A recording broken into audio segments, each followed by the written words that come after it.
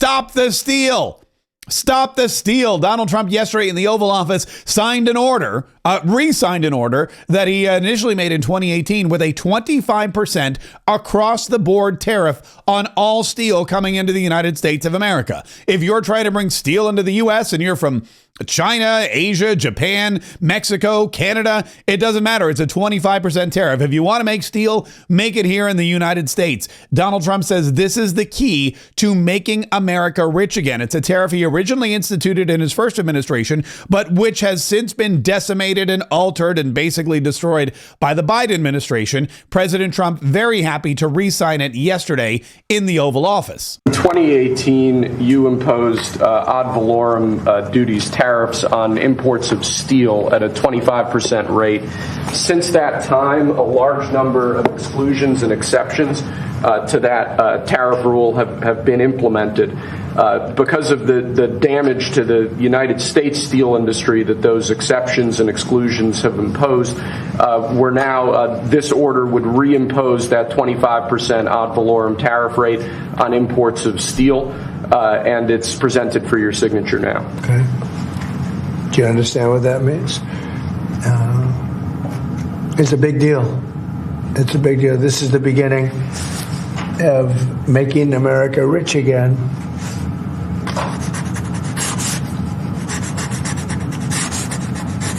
Mr. Secretary, do you have anything to say? As you know, Howard is Secretary of Commerce, doing a fantastic job. And what do you have to say about it? So when you imposed the tariffs the first time, right, you added 120,000 jobs. And since that time, it's been picked away and nicked away and excluded away, and we've lost 107,000 jobs. And remember, these aren't just general jobs. These are steel workers in America, and now you're going to bring them back. You're going to bring those 120,000 jobs back to America. You are the president who's standing up for the American steel worker, and I am just tremendously impressed and delighted to stand next to you. There you go. Donald Trump bringing back jobs, bringing back money, bringing back steel. The steel jobs have been stolen away. And Donald Trump says it's time to stop the steal and make the U.S. Steel economy great again. Bring back the jobs, bring back the money. And if anyone's bringing steel into this country, it's going to cost them a lot of cash as well. And that's cash that Donald Trump's going to use to, of course, make America great again. He discussed further with the media, because the press is always invited into the Oval Office when he's signing executive orders, exactly what this means for the American economy moving forward in the new golden age. Protecting our steel and aluminum industries is a must, and today I'm simplifying our tariffs on steel and aluminum so that everyone can understand exactly what it means. It's 25% without exceptions or exemptions, and that's all countries, no matter where it comes from, all countries. If made in the United States, however, United States of America, there is no tariff, it's zero. So if it's made in the United States, there is no tariff. All you have to do is make it in the United States. We don't need it from another country. As an example, Canada, if we make it in the United States, we don't need it to be made in Canada. We'll have the jobs. That's why Canada should be our 51st state. We'll bring back industries, and we'll bring back our jobs, and we'll make America industry great again. There you go. Donald Trump saying, look, we don't need these other. We have plenty of people here. We have plenty of space. We have plenty of natural resources, and we got plenty. We want the money. We want the money and the jobs, and there's no reason why the United States should be using steel from any other country. Remember, Donald Trump remembers the day and age when the United States steel industry was the pinnacle of the entire world. Now it's been outsourced thanks to Joe Biden and a bunch of other Democrat and Republican leaders, we ain't gonna lie, who've whittled away at it and shipped it across the seas. Donald Trump bringing it back. Now, a lot of people, when they hear the tariff word, the T word, especially folks in the media, they panic, man. They freak out and they go, this is going to cause prices to go up. Inflation's going to skyrocket again. How do you protect against the prices of everything rising? And Donald Trump said, look, here's exactly what's going to happen and what's not going to happen. Oh, I don't think you're going to. No, you're going to ultimately have a price reduction because they're going to make their steel here. There's not going to be any tariff. These foreign companies will move to the United States, will make their steel and aluminum in the United States. Ultimately, it'll be cheaper, but we'll also have jobs. many, many more jobs. And money. Don't forget the money. The money is always very important, too, especially when you're rebuilding a United States of America that has been decimated by horrible anti-growth practices and economic principles like Bidenomics. When you look at what's going on, for example, in North Carolina or in California, the faster we can rebuild, the better for everybody. And the more money we have coming in, the faster we'll be able to rebuild without spending valuable tax dollars, American tax dollars. This is an external revenue source, which Donald Trump has always promoted as a great revenue source, something that we haven't used in over 100 years in this country. But why are we taxing our American citizens? Why are we taxing hardworking Americans when we could be taxing the rest of the world for doing business with us, which is basically what the rest of the world does? And that's why they have so much money. This Oval Office press conference that Donald Trump did was, this is, of course, something that Donald Trump has now created as the new norm. You have the White House press briefings from time to time. You have Donald Trump doing impromptu press conferences whenever he travels and he goes to the tarmac or whatever. But now his new favorite thing is to sign executive orders in the Oval Office, bring in the press, and not just allow them to watch live him changing history and making America great again, but ask questions and give answers and that kind of thing. And this is not a daily occurrence, but it happens at least 2 to 3 times a week. And it's the level of transparency of which we've not seen in a long time. And it may be one of the reasons why Donald Trump's poll numbers, as we reported yesterday, are skyrocketing. Think about this. Donald Trump is letting everybody know what he's doing as soon as he's doing it. He's presidenting live. This is the biggest presidential reality show we've ever seen. Donald Trump is letting you watch him lead the country live on the internet, on YouTube, on Rumble, where they just created a brand new White House Rumble channel. And the fact that this information is out there for everybody to see without any sugarcoating, without any spin, without any propaganda is glorious. And I think that's why people are thinking Donald Trump is doing everything that he's promised to do. Number one, he is. And number two, he's letting them watch it in real time. Donald Trump said this is why the poll number, it's common sense. It all boils down to common sense leadership. That's why his numbers are so high. I have high approval ratings because I'm using common sense, whether it's getting men out of women's sports. Have you seen what goes on with the boxers and with the weightlifters and with the swimmers and everything? It's so ridiculous. And I think it's a 90% issue. And, the amazing thing, the Democrats are still fighting for it. It's crazy. It's crazy. I think we should go to Congress also, have that cemented and, make it indelible. But it's, to me, it's all common sense. Who wants an open border where prisons are dumped into our country, where prisoners are led into our country, many of whom are murderers? And then we have to ship them back out or send them to Guantanamo or round them up and put our ICE agents and our law enforcement agents and our Border Patrol agents. We had to put them all in harm's way just to get rid of people who, let's face it, never should have been here in the first place. But they are, thanks to Joe Biden. Donald Trump also took this press conference as an opportunity to draw a hard line in the sand when it comes to Hamas and the remaining hostages that these terrorists have held. You may remember that Donald Trump last week, when Benjamin Netanyahu visited the White House, made a proposal where he was going to take over Gaza. The United States would take ownership of Gaza. They would very nicely and politely remove any and all Palestinians living in Gaza and put them in new communities in Egypt or Jordan or somewhere else, and then rebuild Gaza from the ground up, level it, start over, just basically hit Control-Alt-Delete, reboot Gaza, and build the most incredible settlement, the most amazing cities, the most amazing buildings, the most amazing place to live in all the world, not just the Middle East, but the world.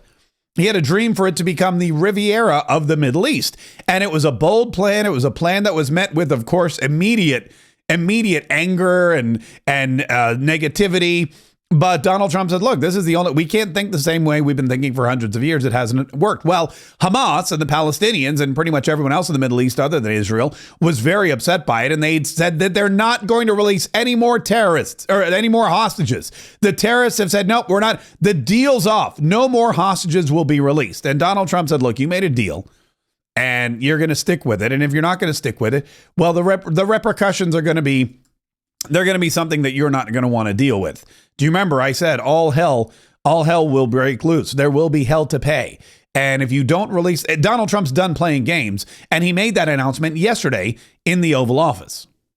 As far as I'm concerned, if all of the hostages aren't returned by Saturday at 12 o'clock. I think it's an appropriate time. I would say cancel it and all bets are off and let hell break out.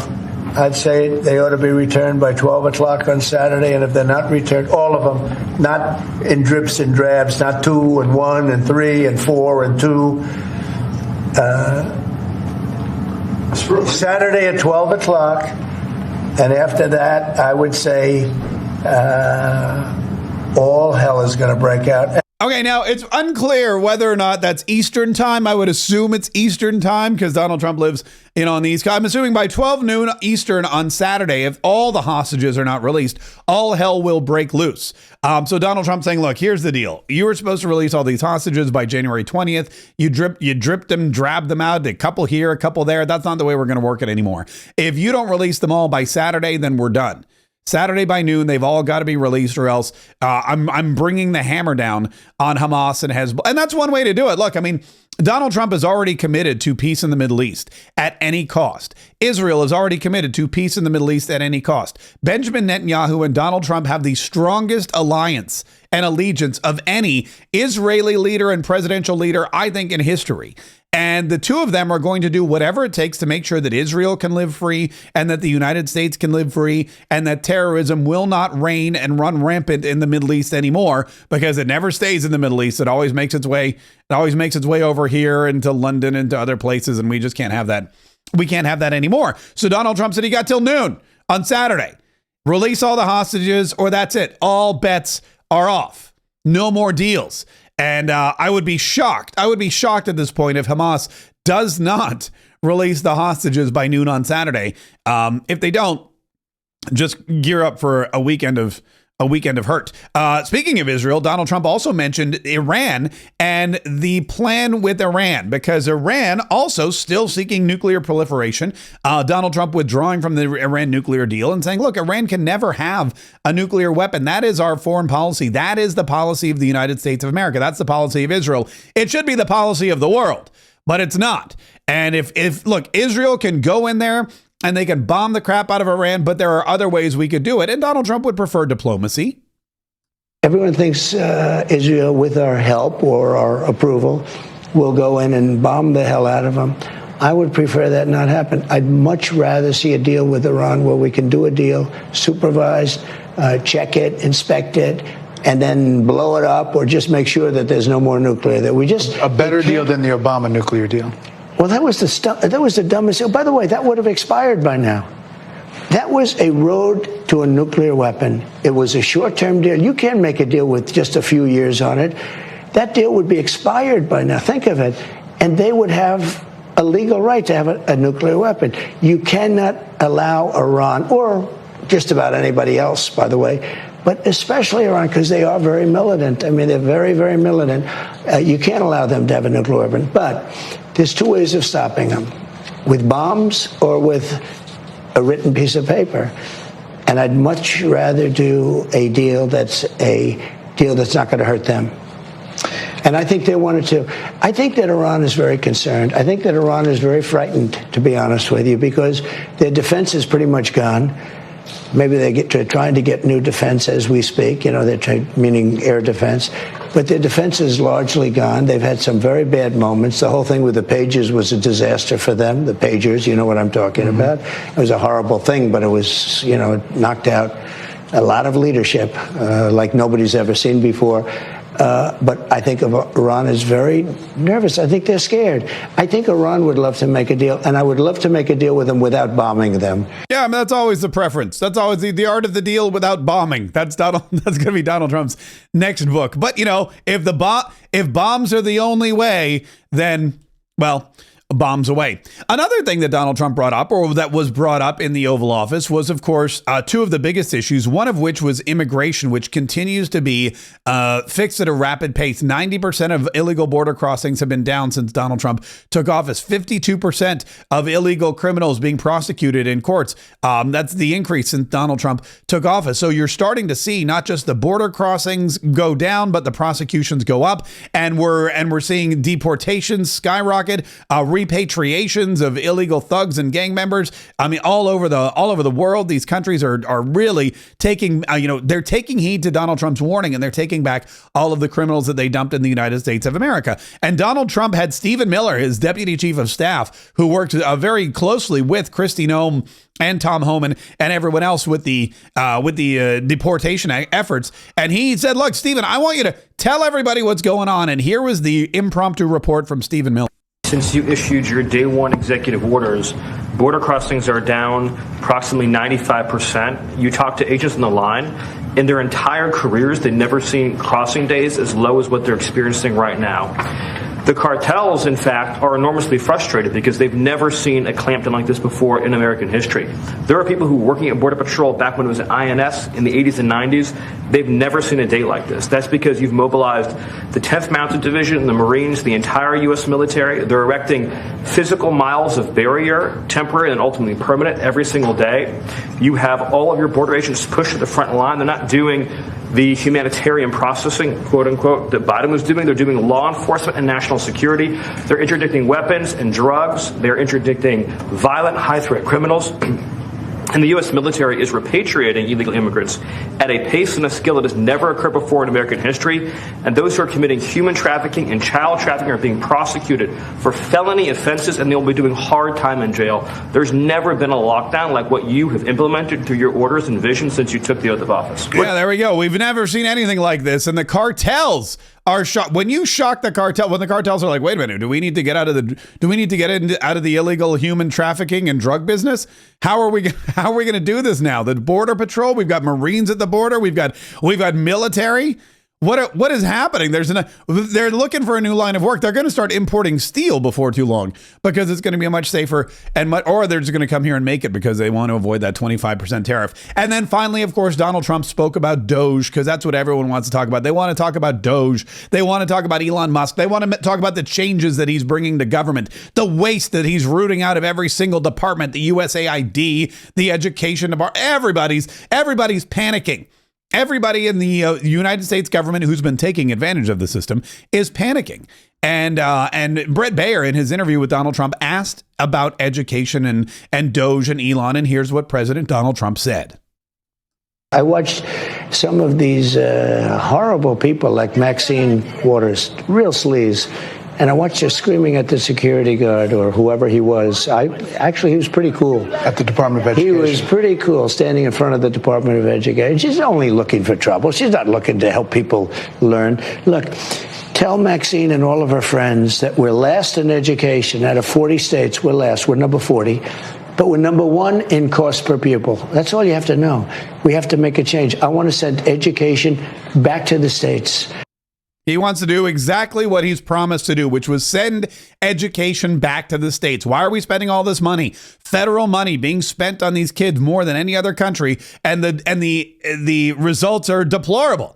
They're horrible. If you spend more money per child, but they're performing less than at the bottom of the heap, then you've definitely got an issue. And the best thing you could do is take that money away from the federal government, give it back to the states, let the states run their own education systems, and watch the performance of our children skyrocket. And if the performance of our children goes up, our future looks bright ahead. And that is Donald Trump's plan in a nutshell. And listen, there's so much more that Donald Trump was talking about in these interviews. There's so much more that Donald Trump has been discussing. There's so much more news every single day. And if you'd like to follow along, we have a second daily podcast called Mark Kaye Saves the Republic. And you can live stream it. We play it live on YouTube or Rumble or X or any of those other platforms. But if you're like, you know what, I want to listen to it at the gym or while I'm driving around or waiting in car line, you can do that too. Go to your favorite podcast platform, search Mark Kaye Saves the Republic, download, listen, and enjoy.